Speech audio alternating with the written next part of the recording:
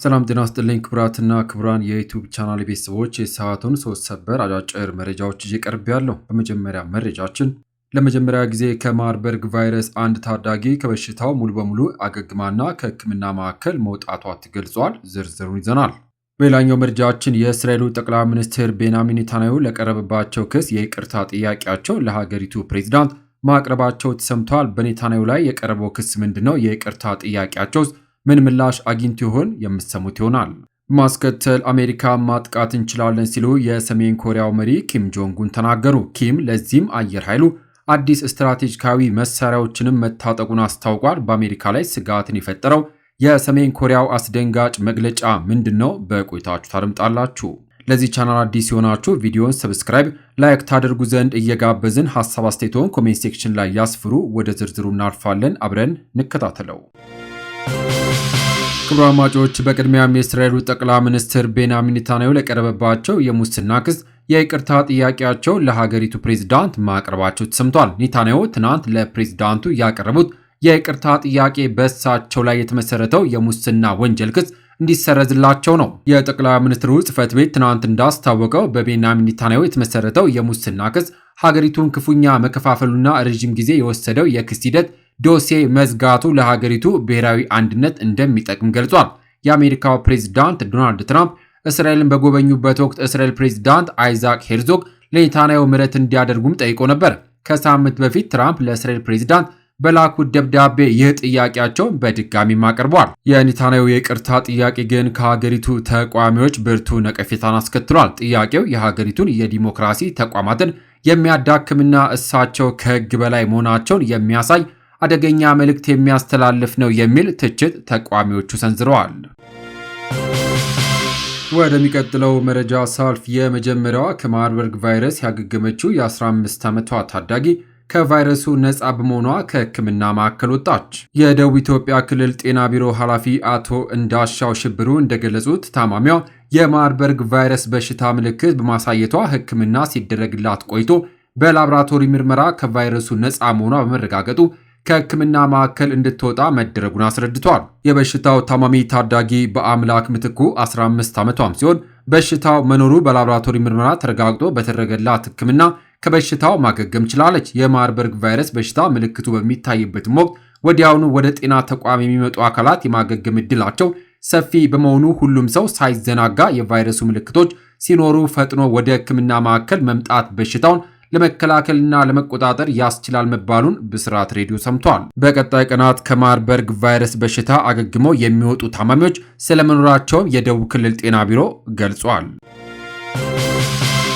በሌላ መረጃ የሰሜን ኮሪያው መሪ ኪም ጆንግ ኡን አሜሪካ ማጥቃት እንችላለን ሲሉ ተናገሩ። የአየር ኃይሉ እና የገዢ ሰራተኞች ፓርቲ የተመሰረተበትን 80ኛ ዓመት ማክበር ላይ የሚገኙት የሰሜን ኮሪያው መሪ ኪም ጆንግ ኡን ዩናይትድ ስቴትስን ምዕራብ ጠረፍ ሊደርስ የሚችል ሚሳኤል እንዳላት መናገራቸው ተሰማ። የሰሜን ኮሪያው መሪ ኪም ጆንግ ኡን የአየር ኃይሉ 80ኛ ዓመት ከትንሽ ሴት ልጁ ጋር ሲያከብር የአየር ኃይሉ በኒውክሌር ጦርነት መከላከያ ተግባር ውስጥ ያለው ሚና አጉልተው ገልጿል ሲል የመንግስት ሚዲያ እሁድ ዕለት ዘግቧል። በሰሜን ኮሪያ ሮዲንግ ሲንሙን ጋዜጣ የተለቀቁት ፎቶዎች ኪም ሰው አልባ አውሮፕላኖችን እናም የሞባይል ሚሳኤል ማስጀመሪያዎችና ሌሎችም ሲመለከቱ አሳይቷል። የአየር ኃይሉ ሁሉም አይነት የስለላ ድርጊቶች እናም የጠላት ወታደራዊ ቅስቀሳዎችን በቆራጥነት መቃወምና መቆጣጠር አለበት ሲሉ ኪም ተናግረዋል ሲል KCNA ዘግቧል። ኪም የአየር ኃይሉ አዲስ ስትራቴጂካዊ መሳሪያዎችንም መታጠቁን አክሏል። በዚህ ሳምንት ሰሜን ኮሪያ የጎበኙት የሩሲያ ሕግ አውጪዎች እንደሚሉት ኮሪያ እስከ ዩናይትድ ስቴትስ ምዕራብ ጠረፍ ሊደርስ የሚችል ሚሳኤል በቅርብ ጊዜ ውስጥ ለመሞከር አቅዳለችም ብሏል። ለረጅም ርቀት የሚሳኤል አዳዲስ ሙከራዎችን እያዘጋጁ ነው። ሚሳኤላቸው ዩናይትድ ስቴትስን ምዕራብ ጠረፍ ሊመታ እንደሚችል የሚያረጋግጡ የሂሳብ ስሌቶች እንኳን ሰጥተውናል ሲሉ የሩሲያ ዱማ ዓለም አቀፍ ጉዳዮች ቋሚ ኮሚቴ አባል የሆኑት አንቶን ሞሮዞቭ ለአርአይኤ የዜና ወኪል ተናግሯል። በአጠቃላይ የሰሜን ኮሪያ ስሜት በጣም ጠበኛ ነው ሲሉ የተናገሩት ሞሮዞቭ አክለውም ሁኔታው በእርግጥ ሰፊ ወታደራዊ እርምጃዎችን ለመከላከል በተለይም በክልል ውስጥ የተወከሉትን ሁሉንም ፍላጎቶች ያላቸውን ሀገራት ፈጣን ጣልቃ ገብነት ይጠይቃልን ብሏል። ሲአይኤ በበኩሉ የኒውክሌር ሙከራ ወይም የሚሳኤል ማስወንጨፍ ልታደርግ እንደምትችል አንዳንዶች የሰሜን ኮሪያ ሚሳኤሎች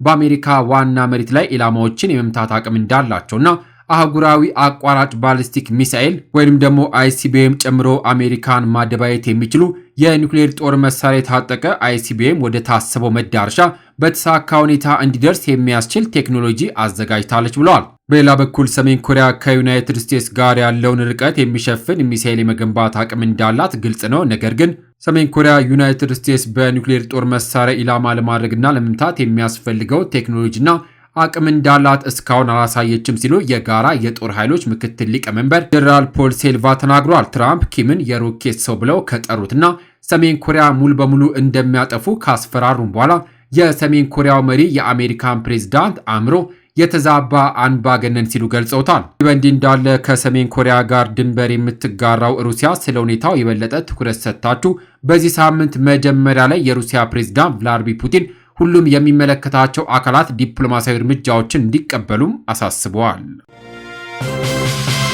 ወደሚቀጥለው መረጃ ሳልፍ የአፍሪካ ህብረት ጊኒ ቢሳውን ከህብረቱ አባልነት አገደ። ህብረቱ ውሳኔውን ያሳልፈው ፕሬዚዳንት ኡማሮ ሲስኮ ኢምባሎ በመፈንቅለ መንግስት ከስልጣን ከተወገዱ ከሁለት ቀናት በኋላ ነው። የጊኒ ቢሳው ወታደራዊ ኃይል ባለፈው ረቡዕ ፕሬዚዳንቱን ከስልጣን ማስወገዱን አስታውቋል።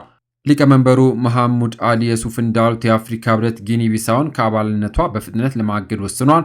በወታደሮች የተፈጸመው መፈንቅለ መንግስት በምዕራብ አፍሪካዊቷ ሀገር የተደረገው ምርጫ ውጤት በቅርቡ ይፋ ይደረጋል ተብሎ በሚጠበቅበት ወቅት መሆኑን የፈረንሳይ ዜና አገልግሎት ዘግቧል።